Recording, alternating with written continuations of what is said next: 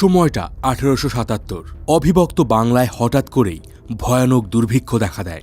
খাদ্যের অভাবে মারা যায় প্রায় 1 কোটি মানুষ। কোথাও বৃষ্টি নেই, শস্য নেই, চারিদিকে কলেরা, ম্যালেরিয়া, একের পর এক রোগের আক্রমণ শুরু হয়।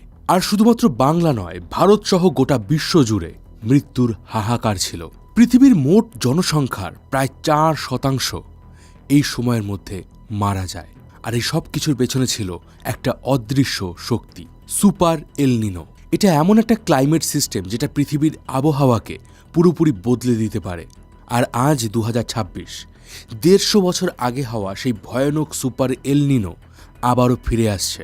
বিজ্ঞানীদের এস্টিমেট অনুযায়ী এই এল নিনোর কারণে 20 থেকে 30 কোটি মানুষের জীবনে এফেক্ট পড়বে। তো প্রশ্ন হচ্ছে, কি এই সুপার এল নিনো? ঠিক কী কারণে এটা আবার 150 বছর পর ফিরে আসছে? আর এর থেকে বাঁচার উপায় কি? তো আমি রয়েছি মিঠুন আপনার সাথে। এই বছর যেন গরম কিছুতেই কমছে না। কোথাও বৃষ্টি নেই, গাছপালা শুকিয়ে কাঠ হয়ে গেছে, লোডশেডিং, চাষের জমিতে জল নেই, একের পর এক মানুষের মৃত্যুর খবর। গত 1 মাসে ভারতে প্রায় 24টি বড় বড় জায়গায় আগুন লেগেছে।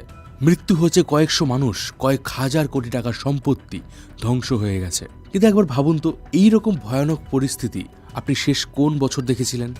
সায়েন্টিস্টদের মতে এটা এল নিনো আসার আগের মুহূর্ত। যদি একবার এল নিনোর প্রভাব ভারতীয় উপমহাদেশে এসে পড়তে শুরু করে, তাহলে পরিস্থিতি হবে আরও ভয়াবহ। তো চলুন আজকের এই ভিডিওতে আপনাদেরকে সহজ ভাষায় বুঝিয়ে দেই এই এল নিনো কি। ভিডিওটা ভীষণই ইন্টারেস্টিং হতে চলেছে, তাই অবশ্যই শেষ পর্যন্ত দেখুন। এই ভিডিওর কমেন্ট সেকশনে একটি লিঙ্ক রয়েছে, যেখানে আপনি একটি গেমিং প্ল্যাটফর্মের ব্যাপারে জানতে পারবেন। অবশ্যই যান এবং ভিডিওটাকে চেক করুন। এই মুহূর্তে বিশ্বের প্রায় 20টি উষ্ণতম শহরের মধ্যে 19টা রয়েছে ভারতের মধ্যে। মাত্র একটি শহর রয়েছে অন্য দেশের, সেটা আবার নেপালের। এখানের প্রত্যেকটা শহরের তাপমাত্রা 40 ডিগ্রি পার করে গেছে। ইভেন মরুভূমির দেশগুলো যেমন দুবাই, সৌদি আরব, এই দেশগুলোর তাপমাত্রাও ভারতের থেকে কম। এটি আশা করে বুঝতে পারছেন যে আমাদের ইন্ডিয়ান সাবকন্টিনেন্টে এই গরমের ভয়াবহতা ঠিক কতটা। এবার এল নিনো বুঝতে গেলে আমাদেরকে বুঝতে হবে যে পৃথিবীর বায়ুমণ্ডল এবং সমুদ্রের স্রোত কিভাবে কাজ করে। ধরুন এটা হচ্ছে আমাদের পৃথিবী, আর এই লাইটটা হচ্ছে আমাদের সূর্য। সূর্য থেকে প্রতিনিয়ত তাপ আসছে আমাদের পৃথিবীর দিকে। এই তাপ পৃথিবীর বায়ুমণ্ডলকে উষ্ণ করে তোলে। একটা ধূপকাঠিতে আগুন দিলে সেই ধোঁয়া যেমন চারিদিকে ছড়িয়ে পড়ে, ঠিক তেমনই পৃথিবীর চারিদিকে যে বিশাল বায়ুমণ্ডল রয়েছে তা উষ্ণ হয়ে পৃথিবীর চারিদিকে ছড়িয়ে পড়ে। মানে বলতে পারেন এই টেম্পারেচারের ফলে বায়ুমণ্ডলে মুভমেন্ট শুরু হয়। আমাদের পৃথিবী প্রতিনিয়ত 1674 কিলোমিটার প্রতি ঘন্টায় ঘুরছে। এর ফলেও কিন্তু বায়ুমণ্ডলে গতি সৃষ্টি হয়। এবার এই ম্যাপটা দেখুন, এটা হচ্ছে প্রশান্ত মহাসাগর। পৃথিবীতে সবসময় এই পূর্ব দিক থেকে পশ্চিম দিকে, অর্থাৎ সাউথ আমেরিকার দিক থেকে অস্ট্রেলিয়ার দিকে হাওয়া বইতে থাকে। এই বায়ুর গতি আবার সমুদ্রের জলকেও প্রভাবিত করে। মানে সহজ করে বলতে গেলে সমুদ্রের যে স্রোত আমরা দেখতে পাই, তার মূলে কিন্তু রয়েছে এই বায়ুর গতি। এবার এই যে এল নিনোর কথা আপনাদেরকে ভিডিও শুরুতে বলেছিলাম, এই এল নিনো সৃষ্টি হয় আমাদের ভারত থেকে কয়েক হাজার কিলোমিটার দূরে থাকা প্রশান্ত মহাসাগরে। আর এটা হচ্ছে সেই প্রশান্ত মহাসাগর যা আজকের দিনে পৃথিবীর প্রায় 30% এলাকা জুড়ে রয়েছে। এই প্রশান্ত মহাসাগরের কারণেই কিন্তু আমাদের ভারতে বর্ষাকাল দীর্ঘমেয়াদী হয়। এবার প্রশ্ন হচ্ছে যে ভারত থেকে এত দূরে থাকা প্রশান্ত মহাসাগর ঠিক কিভাবে ভারতের বৃষ্টিকে বা ভারতের আবহাওয়াকে প্রভাবিত করে। চলুন এবার সেই বিষয়টা বলি।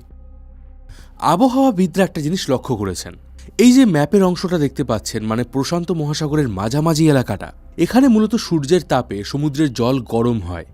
এবার আপনি বলতে পারেন যে সূর্যের আলো তো ভাই সব জায়গায় পড়ে, রাশিয়ার দিকেও পড়ে, নিচে অ্যান্টার্কটিকার দিকেও পড়ে, তাহলে কেন এই জায়গার জল গরম হয়? আসলে এটা হচ্ছে নিরক্ষীয় অঞ্চল। এই অঞ্চলে সূর্যের রশ্মি ডিরেক্ট পড়ে, যে কারণে এই অংশে বেশি পরিমাণে তাপ সৃষ্টি হয়। তো মূলত সাউথ আমেরিকার এই যে দিকটা দেখতে পাচ্ছেন আপনারা, এই দিকটাতেই সমুদ্রের জল বেশি উত্তপ্ত হয়ে ওঠে এবং ট্রেড উইন্ড মানে বায়ুমণ্ডলের গতির কারণে সমুদ্রের উপরিভাগের এই উষ্ণ গরম জল অস্ট্রেলিয়ার দিকে এগোতে থাকে এবং অস্ট্রেলিয়ার এই উপকূলে এই গরম জল জমা হয়। এর ফলে প্রশান্ত মহাসাগরের 2 দিকে জলের টেম্পারেচার আলাদা আলাদা হয়ে যায়। অন্যদিকে সাউথ আমেরিকার এই কোস্টলাইন থেকে যে গরম জল সরে গেল, এর ফলে সমুদ্রের নিচে থাকা ঠান্ডা জল উপরের দিকে উঠে আসে। এই ঘটনাকে বলা হয় ওশেন আপওয়েলিং।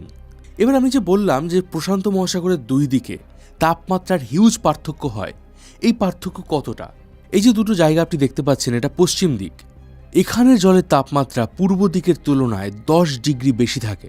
এমনকি ইন্দোনেশিয়ার এই সাইডে সমুদ্রের জলতল এই দিকের পেরুর সাইডের থেকে প্রায় 1.5 মিটার উঁচু থাকে।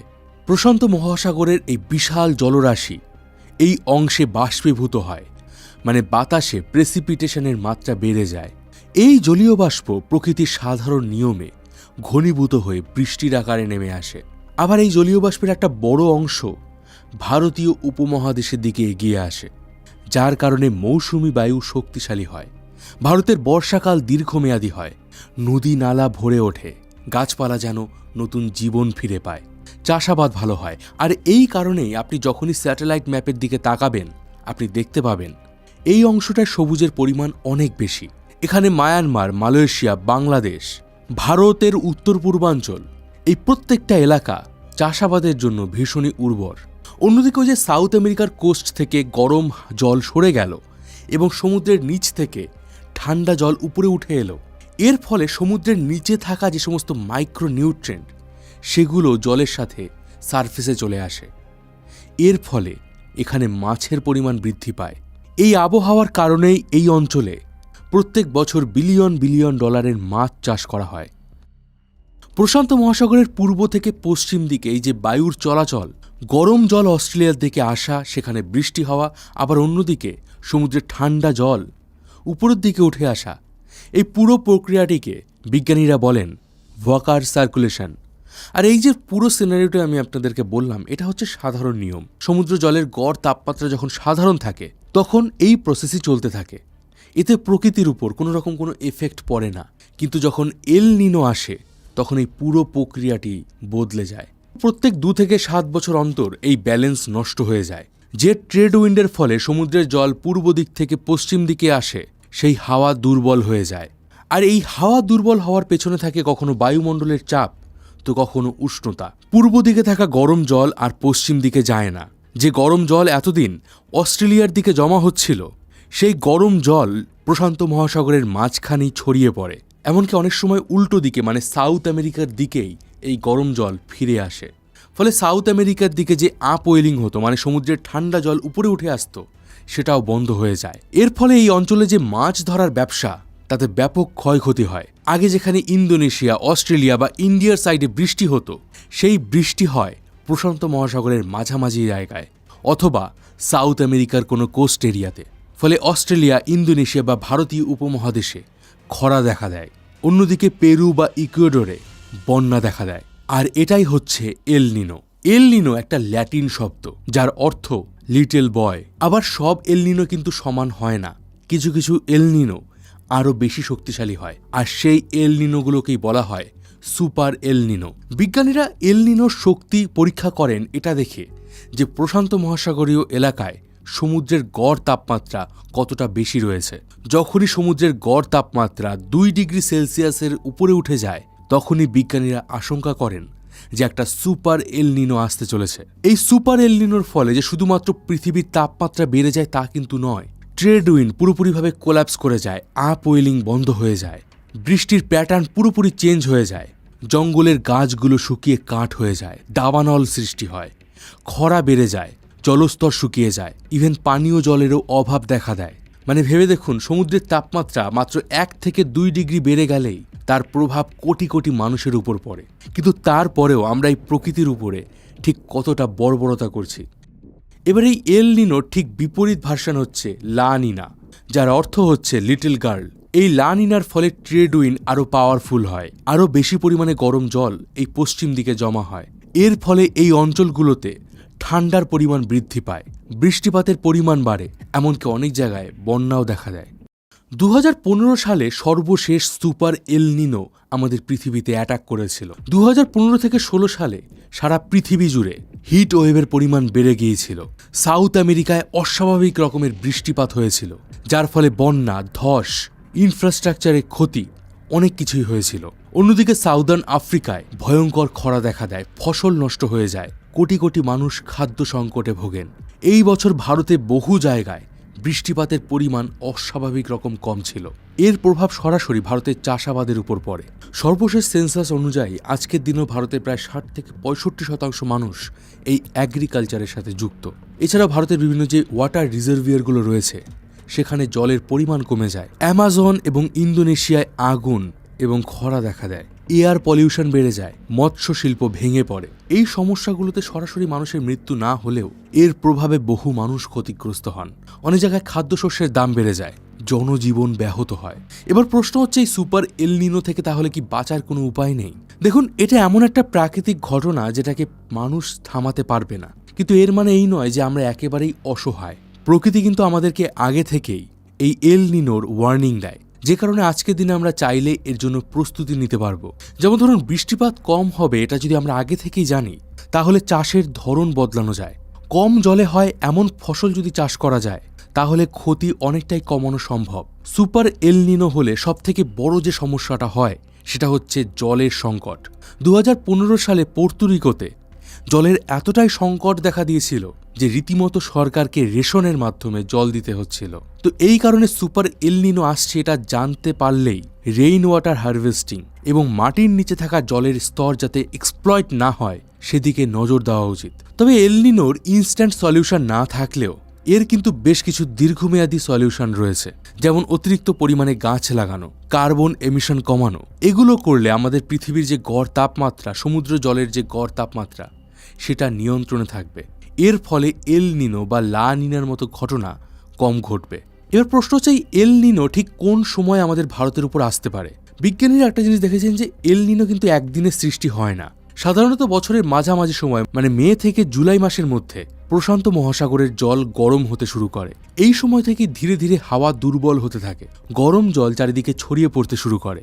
এল নিনোর আসল এফেক্ট দেখা যায় অক্টোবর থেকে ডিসেম্বর মাসে। এই সময় সুপার এল নিনো তার পিক পয়েন্টে পৌঁছে যায়। আর একবার এল নিনোর এফেক্ট শুরু হলে এটা 9 থেকে 12 মাস পর্যন্ত থাকতে পারে। ইতিহাস বলছে 1877 সালে যে সুপার এল নিনো এসেছিল, এর ফলে পৃথিবীর আবহাওয়া পুরোপুরি বদলে গিয়েছিল। ভারতে বৃষ্টি হয়নি, ফসল নষ্ট হয়ে গিয়েছিল, আর শুরু হয়েছিল ভয়ঙ্কর দুর্ভিক্ষ। আর এই দুর্ভিক্ষে সে সময় প্রায় 1 কোটিরও বেশি মানুষ মারা গিয়েছিল। তবে এর পিছনে যে শুধুমাত্র এল নিনোই দায়ী ছিল সেটা বললে কিন্তু ভুল হবে, কারণ ভারতবর্ষে তখন ছিল ব্রিটিশ শাসন।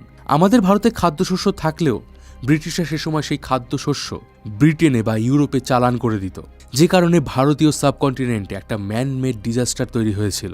ফলে 1877 সালের মতোই যে আবারও ভারতে কোটি কোটি মানুষের মৃত্যু হবে তা কিন্তু নয়, কারণ আজকের দিনে সরকারের কাছে খাদ্যশস্য মজুত করা থাকে, আমাদের কাছে সায়েন্স রয়েছে।